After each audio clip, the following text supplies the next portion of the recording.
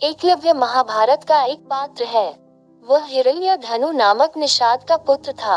एकलव्य को अप्रतिम लगन के साथ स्वयं सीखी गई धनुर्विद्या और गुरु भक्ति के लिए जाना जाता है।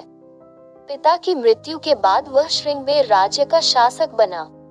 अमात्य परिषद की मंत्रणा से उसने न केवल अपने राज्य का संचालन करता है, बल्कि निषाद भीलों की एक सशक्त सेना और नौसेना गठित करके अपने राज्य की सीमाओं का विस्तार किया।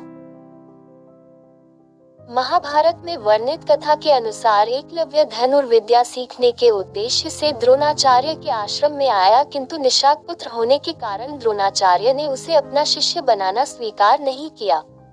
निराश होकर एकलव्य वन में चला गया। उसने द्रोणाचार्य की एक मूर्ति बनाई और उस मूर्ति को गुरु मानकर धनुर्विद्या का अभ्यास करने लगा। एकाग्रचित्त से साधना करते हुए अल्पकाल में ही वह धनुर्विद्या में अत्यंत निपुण हो गया। एक दिन पांडव तथा कौरव राजकुमार गुरु द्रोण के साथ आखेट के लिए उसी वन में गए जहां पर एकलव्य आश्रम बनाकर धनुर्विद्या का अभ्यास कर रहा था।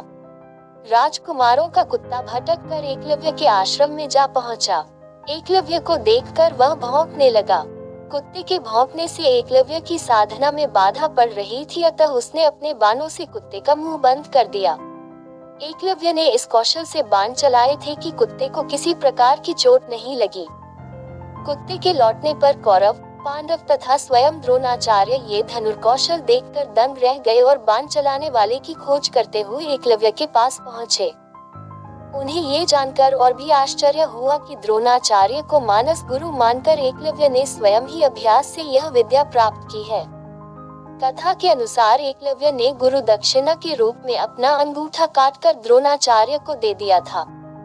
इसका एक सांकेतिक अर्थ ये भी हो सकता है कि एकलव्य को अति मेधावी जानकर द्रोणाचार्य ने उसे बिना अंगूठे के धनुष चलाने की विशेष विद्या का दान दिया हो। कहते हैं कि अंगूठा कट जाने के बाद एकलव्य ने तर्जनी और मध्यमा अंगुली का प्रयोग कर तीर चलाने लगा। यहीं से तीरंदाजी करने के आधुनिक तरीके का जन्म हुआ।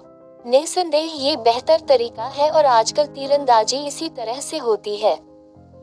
वर्तमान काल में कोई भी व्यक्ति उस तरह से तीरंदाजी नहीं करता जैसा कि अर्जुन करता था।